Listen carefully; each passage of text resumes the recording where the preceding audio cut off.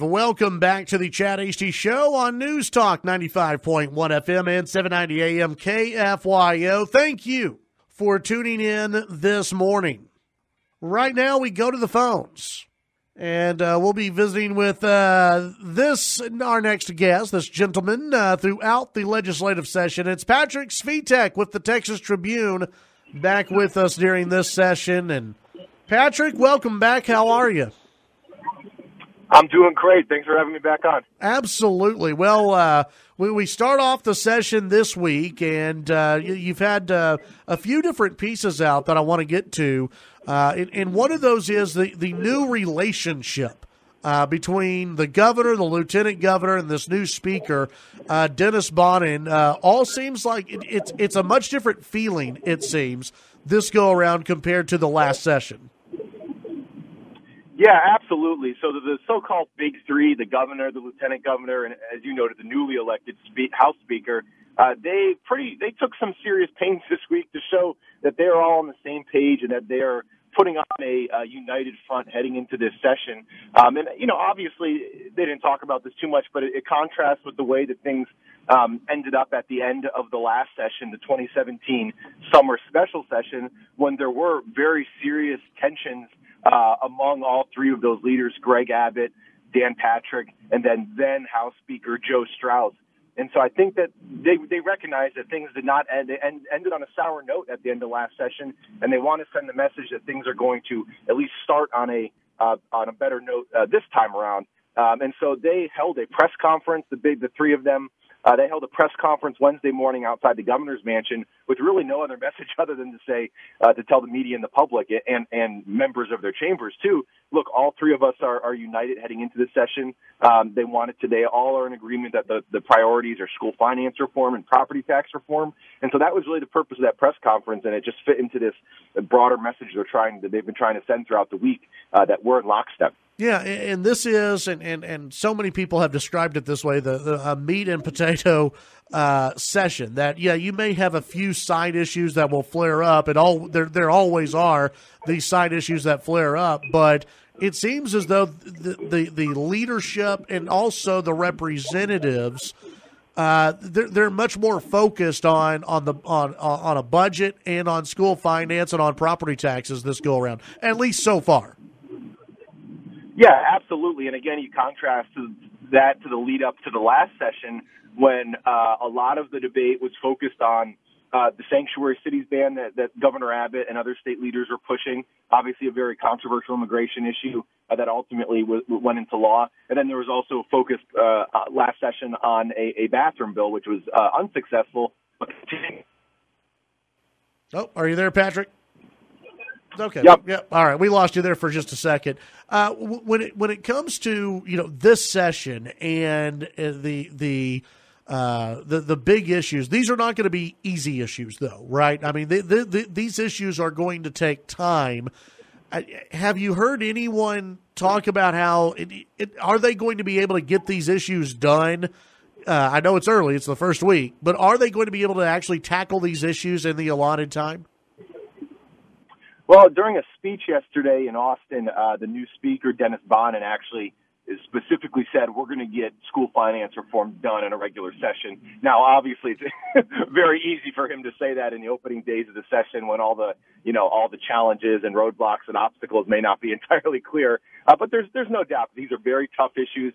They're issues that the chambers looked at last session and were not able to find consensus on. The one difference, and I guess the one cause for optimism, is that you have a really unified resoluteness among the big three this time to tackle these issues. And I'd argue last time among the big three, there were varying levels of commitment to these causes, and there were obviously other issues distracting them from focusing entirely on these two issues of school finance reform and property tax reform. Do you think that Speaker Bonnen's leadership style is going to help prod along the House and maybe even the Senate, to really focus on this? Because to me, and I've had him on my show just a couple of times, he seems like a no-nonsense guy, that he wants to get the job done quickly and as good as possible, and he doesn't want any distractions. Do you think that's going to really help the House in this session? I think it'll help in that he will not be an enigma to members or to the media, to the public. You will, I think, when he wants to make clear where he stands on something, I think he'll make clear where he stands on something. And I don't think that's necessarily a big contrast with Joe Strauss. But Joe Strauss is obviously a lot more soft-spoken. I guess sometimes you kind of couldn't tell exactly publicly which way he was going on something. And so I think if there's any benefit, it's that we're going to know where a Speaker Dennis Bonnen stands on these issues. And I think that he's going to be very willing to make the right signals when he has a strong view to share. You had a interview, a one-on-one with Governor Greg Abbott earlier in the week where he was laying out his priorities. What stuck out for you during that interview? There were a few things. One thing, and this is kind of in the weeds, but I think it hasn't gotten too much attention. I asked him, how are we going to pay for property tax reform, school finance reform? And he floated this idea that he's kind of floated before and is talking a little bit more about since our interview. But he said one way that we could do that, and this is just one way, is that we divert some of the oil and gas tax money that's currently flowing into the rainy day fund, which is the state savings account, and divert that to a kind of, education fund. And this would be very similar to what the state voted to do with Proposition 1 in 2014, which is divert some of that oil and gas money, instead of letting it go to the rainy day fund, letting it go to a transportation fund to build more highways. And this is actually what Abbott's talking about here is a pretty, there's not universal support for it out there. Right. Because as I'm sure you know, the oil and gas industry, pretty volatile. And so you don't want to be leaning too hard on that kind of revenue stream, because it could spike up and down so wildly. And so that would clearly have to be just one way to find money for this. There's going to have to be other funding strategies out there. Did y'all talk at all about in the border security, and obviously with the president going to McAllen yesterday, we'll get into what all was said there, but did y'all talk at all about border security and what the future of the state and the state's responsibility is on border security? Yeah, my general sense, both in that interview and other things I've observed this week here in Austin, is that the state, at least the state leadership, is not going to pull back at all from that $800 million a year that's currently budgeted toward border security, and that they, still believe that that's necessary. I think the line continues to be that the federal government needs to step up and do its job. That has obviously been the line session after session. And despite the election of a Republican president, that continues to be the case. Now, I did ask Governor Abbott about this shutdown that we're currently engaged in. And he said he was waiting to see kind of what the end game was or what the resolution was to pass judgment on the shutdown, because he's kind of holding out hope that this could force Congress's hand on immigration reform, obviously, which has been something that has eluded Congress for a very long time. And so he said something along the lines to me of, if it takes a shutdown for a couple of weeks or a few weeks to get us to a point with immigration reform that we haven't been at in a couple of decades, then maybe it's worth it. But it sounds like he's holding judgment, and he's not necessarily explicitly endorsing shutting down the government over exclusively a border wall. Yeah. Visiting with Patrick Svitek with the Texas Tribune yesterday. Obviously, President Trump was in McAllen. There was an interesting development maybe or story that came out of this, which was the lieutenant governor had apparently floated the idea of, as long as Texas gets reimbursed, as long as we get paid back, that Texas would build the wall in selected areas of Texas. What's been the reaction from that? And do I even have that right? Is that what the lieutenant governor's kind of floated? Yeah, you got it right. And it was first during a roundtable in McAllen, Trump kind of made reference to it and said, hey, this is what the lieutenant governor has suggested to me.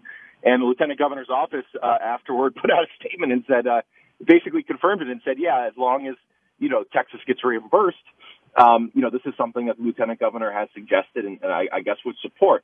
It kind of came out of nowhere. I mean, this is not an idea that I've heard of before, just, paying attention to state politics and government here.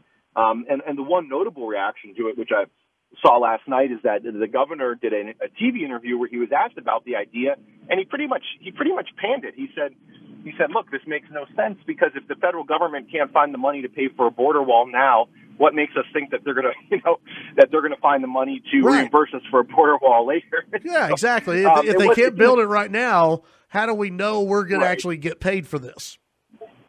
Right, and so maybe I'm missing some nuance to what Dan Patrick suggested, but it doesn't seem like an idea that's bound to go anywhere anytime soon. But it was nonetheless an interesting development. And like I said, it came completely out of the dark for me. Yeah, I think it did for a lot of people. I know there was some buzz early on in the week about the lieutenant governor missing out on the first day.